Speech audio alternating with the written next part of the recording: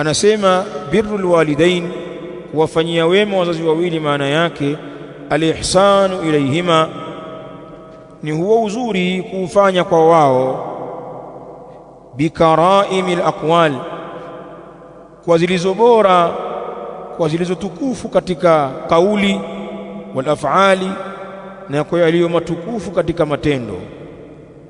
Useme nao wazazi wako kwa maneno matukufu mazuri, kadhalika uwafanyie vitendo vizuri.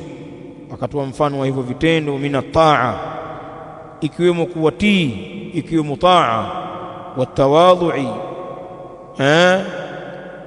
na kujishusha, ukawa ni mtu wa kujishusha na ukawa na unyenyekevu kwa wazazi wako.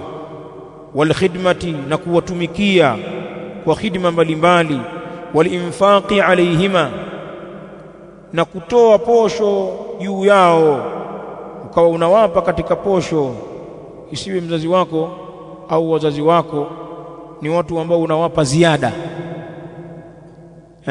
baada ya mambo yako, ile ziada ndio unawakumbuka wazee kijijini. La, wazazi hawapewi ziada, wazazi wanapewa nafaka, wanapewa posho ya wajibu, kama ile ambayo unampa mtoto wako, kama ile ambayo unampa mkeo.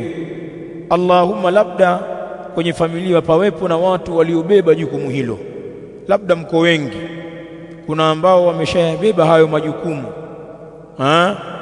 basi wewe utatoa pale ambapo utapata wasaa, lakini hakuna ila wewe, alafu ukajifanya kwamba mke wako na watoto wamekula, alafu wazee wana njaa, unapata madhambi, kwa sababu wazazi wanahitajia nafaka, posho ya kudumu kabisa.